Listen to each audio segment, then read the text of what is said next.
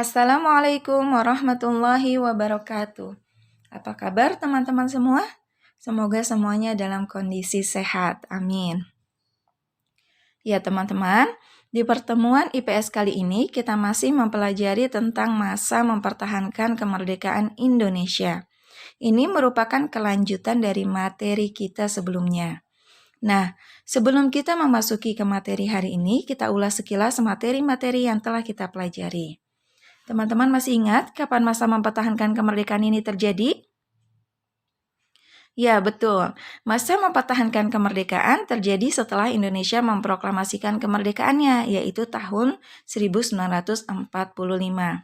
Ternyata masa ini terus berlanjut sampai tahun 1949. Pada pertemuan sebelumnya kita ketahui, setelah Indonesia memproklamasikan kemerdekaannya, ternyata rakyat Indonesia masih terus berjuang. Berjuang untuk mempertahankan kemerdekaannya. Kok bisa ya, sudah memproklamasikan kemerdekaan, tapi masih berjuang melalui pertempuran? Ayo, untuk jawab pertanyaan ini, coba teman-teman masih ingatkah awal peristiwa tersebut? Ya, peristiwa bermula saat pasukan sekutu yaitu Inggris dan Belanda datang kembali ke Indonesia. Awalnya mereka berjanji kedatangan mereka hanya untuk membebaskan tawanan perang, kemudian mengembalikan tawanan perang Jepang ke negaranya dan mereka berjanji tidak akan mengganggu kemerdekaan Indonesia. Tapi ternyata mereka mengingkari janji tersebut. Mereka melakukan penyerangan-penyerangan yang tujuannya ingin menguasai kembali wilayah Indonesia. Lalu, apakah bangsa kita akan diam saja? Oh, tentu tidak ya. Rakyat kita melawan. Rakyat kita tidak mau lagi dijajah. Bagaimana cara rakyat kita melawan? Ada dua cara. Pertama, melawan dengan cara militer atau perjuangan fisik melalui pertempuran-pertempuran di berbagai wilayah Indonesia. Kedua, dengan cara diplomasi, yaitu melalui perundingan-perundingan dan perjanjian-perjanjian. Nah, cara perjuangan diplomasi inilah yang akan kita bahas kali ini. Bagaimana cara Indonesia melakukan perjuangan diplomasi, kemudian perundingan serta perjanjian apa saja yang dihasilkan dan apa dampaknya kita pelajari hari ini. Kita lanjutkan cerita tadi. Setelah terjadi pertempuran di berbagai wilayah di Indonesia, mulai dari pertempuran 5 hari di Semarang, pertempuran Medan Area, pertempuran Ambarawa, pertempuran 10 November di Surabaya, Bandung Lautan Api, dan pertempuran-pertempuran lainnya di berbagai wilayah, melihat tersebut, PBB menginstruksikan agar Belanda dan Indonesia untuk berdamai. Akhirnya, pada tahun 1946 terjadilah sebuah perundingan, namanya Perundingan Linggarjati. Perundingan ini dilaksanakan di daerah Kuningan, Jawa Barat. Perundingan Linggarjati menghasilkan sebuah perjanjian, namanya Perjanjian Linggarjati. Perjanjian Linggarjati ini adalah kesepakatan antara pihak Belanda dengan pihak Indonesia. Kemudian, apa saja isi dari perjanjian Linggarjati ini? Pertama, Belanda hanya mengakui wilayah Indonesia meliputi Sumatera, Jawa, dan Madura. Kita lihat peta Indonesia hasil dari perjanjian Linggarjati. Daerah yang diberi warna hitam di bagian dalamnya itu adalah wilayah yang diakui Belanda. Sisanya adalah milik Belanda. Jadi wilayah Indonesia hanya yang berada di gambar berwarna hitam bagian dalamnya. Indonesia sangat dirugikan ya teman-teman. Kedua, akan dibentuk pemerintahan Uni Indonesia Belanda yang diketuai oleh Ratu Wilhelmina berkebangsaan Belanda. Ketiga, akan dibentuk negara Indonesia Serikat paling lambat tanggal 1 Januari 1945. Setelah perjanjian Linggarjati tadi, ternyata Belanda mengkhianati perjanjian ini. Mereka kembali menyerang Indonesia dengan melakukan agresi militer Belanda pertama. Di agresi militer Belanda pertama ini, Belanda menyerang daerah penting dan kaya seperti pelabuhan, perkebunan, dan pertambangan. Tujuannya untuk menguasai kembali aset-aset ekonomi yang ditinggalkan Jepang. Melihat Belanda kembali menyerang Indonesia, PBB tidak tinggal diam. PBB membentuk KTN atau Komisi Tiga Negara, yang tujuannya adalah untuk menghentikan agresi militer Belanda yang pertama tadi. Lalu negara mana saja yang menjadi anggota KTN? Pertama, negara Australia. Dalam hal ini, negara Australia mewakili negara Indonesia. Kedua, negara Belgia. Negara Belgia mewakili negara Belanda. Dan ketiga, negara Amerika. Negara Amerika berperan sebagai mediator atau penengah antara pihak Indonesia dengan pihak Belanda. Jadi, KTN yang dibentuk PBB terdiri dari 3 negara anggota PBB, yaitu Australia, Belgia, dan Amerika. Dari Komisi 3 negara tadi, dilaksanakanlah sebuah perundingan yang diberi nama Perundingan Renville. Perundingan Renville ini dilaksanakan di kapal laut milik Amerika Serikat, yaitu kapal USS Renville. Dan perundingan ini dilaksanakan pada tahun 1947. Apa saja hasil perundingan Renville? Pertama, Belanda hanya mengakui wilayah Indonesia meliputi Jawa Tengah, Yogyakarta, sebagian Jawa Barat, dan Sumatera saja. Kita bandingkan antara peta Indonesia hasil dari Perjanjian Linggarjati dengan peta hasil Perjanjian Renville.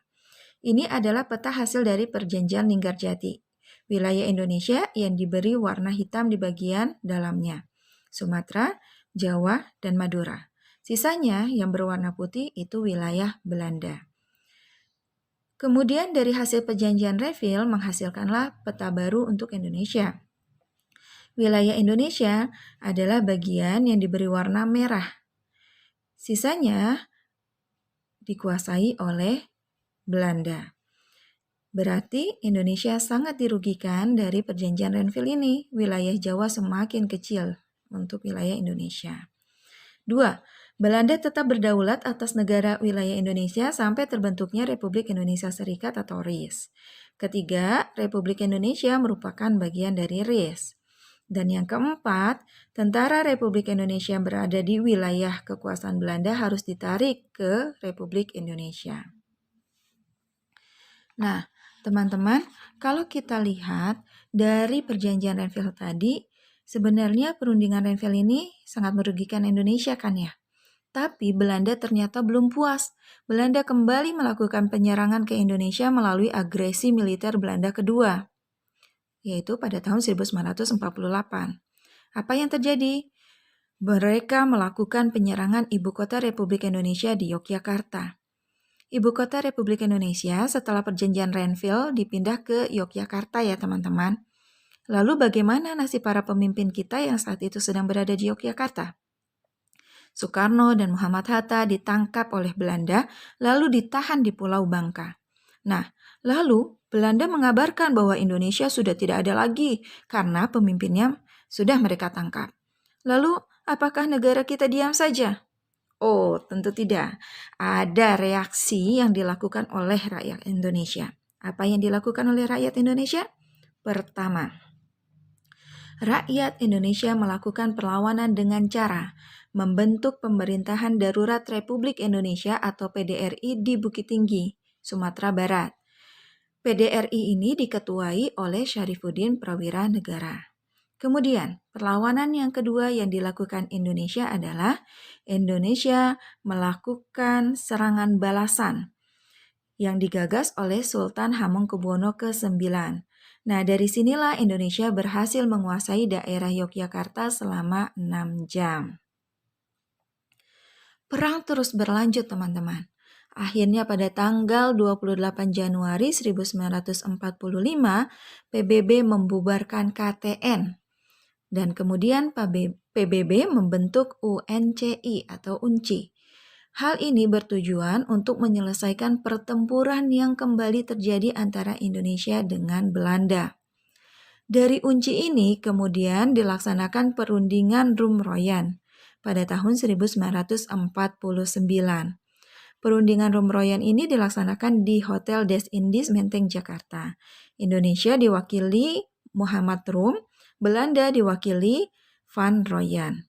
Perundingan Rumroyan menghasilkan perjanjian Rumroyan yang berisi: pertama, Sepakat, terjadi penghentian perang. 2. Pengembalian pemerintahan Republik Indonesia ke Yogyakarta. Ketiga, pembebasan para pemimpin Republik Indonesia yang ditahan Belanda. Kita ketahui ya teman-teman, tadi kan saat penyerangan agresi militer Belanda kedua, itu kan pemimpin kita diculik. Nah, di perjanjian Rumroyen ini, Belanda menyepakati akan kembali membebaskan pemimpin negara kita, berarti membebaskan Soekarno dan Muhammad Hatta. Keempat, disepakati bahwa segera mengadakan konferensi meja bundar atau KNB yang akan dilaksanakan di Den Haag, Belanda. Sesuai kesepakatan di perjanjian Rumroyen bahwa akan segera dilaksanakan KNB, hal ini terwujud. KNB dilaksanakan di Den Haag, Belanda dari tanggal 23 Agustus sampai 2 November 1949. Berarti KNB dilaksanakan cukup lama ya teman-teman, sekitar 2 bulan lebih. Apa saja hasil dari perundingan KNB? Pertama, dibentuk Republik Indonesia Serikat atau RIS, dan Belanda akan menyerahkan kedaulatan kepada Republik Indonesia pada akhir Desember 1949. Kedua, disepakati akan dibentuk Uni Indonesia Belanda. Dan ketiga, wilayah Irian Barat, saat ini Papua, akan diserahkan kepada RIS setahun setelah penyerahan kedaulatan oleh Belanda. Akhirnya, pada tanggal 27 Desember 1949, di negara Indonesia, tepatnya di Jakarta, dan di negara Belanda, yaitu di kota Amsterdam, dilakukan upacara penandatanganan naskah penyerahan kedaulatan secara serentak. Berarti di kedua tempat tersebut, di Jakarta dan di Amsterdam, dilaksanakan secara serentak penandatanganan naskah penyerahan kedaulatan Indonesia. Di Belanda, Indonesia diwakili oleh Muhammad Hatta, sedangkan di Jakarta diwakili oleh Sri Sultan Hamengkubuwono ke-9. Nah, dari peristiwa inilah Belanda mengakui secara sah kemerdekaan Indonesia. Ya teman-teman, kita telah menyimak rangkaian peristiwa yang terjadi pada saat perjuangan diplomasi mempertahankan kemerdekaan Indonesia. Sekarang tugasmu adalah buatlah urutan peristiwa perjuangan diplomasi pada masa mempertahankan kemerdekaan Indonesia seperti contoh berikut. Ya, dimulai dari perjanjian Linggarjati, kemudian kalian urutkan peristiwa apa lagi yang terjadi setelah itu. Ini hanya sekedar contoh ya teman-teman, bisa jadi kotaknya lebih dari ini ya. Untuk mengisi ini, kalian bisa mempelajari kembali video pembelajaran ini. Ya, teman-teman, alhamdulillah banyak hal yang telah kita pelajari di pembelajaran IPS ya dari pertemuan sebelumnya sampai saat ini. Kita telah mempelajari peristiwa-peristiwa apa saja yang terjadi di Indonesia dari tahun 1945 sampai 1949.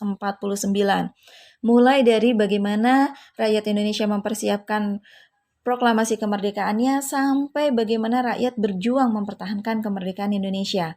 Semoga semangat perjuangan para pahlawan kemerdekaan kita dapat kita tiru ya, dengan semangat belajar, kemudian mengharumkan nama bangsa dan membuat prestasi-prestasi baru. Baik teman-teman, terima kasih telah menyimak video pembelajaran IPS kali ini. Sampai berjumpa lagi di pertemuan selanjutnya. Insya Allah di pertemuan selanjutnya kita akan membahas tentang bagaimana cara kita mengisi kemerdekaan dan apa sih makna proklamasi bagi bangsa Indonesia. Sampai berjumpa lagi di pertemuan selanjutnya. Assalamualaikum warahmatullahi wabarakatuh.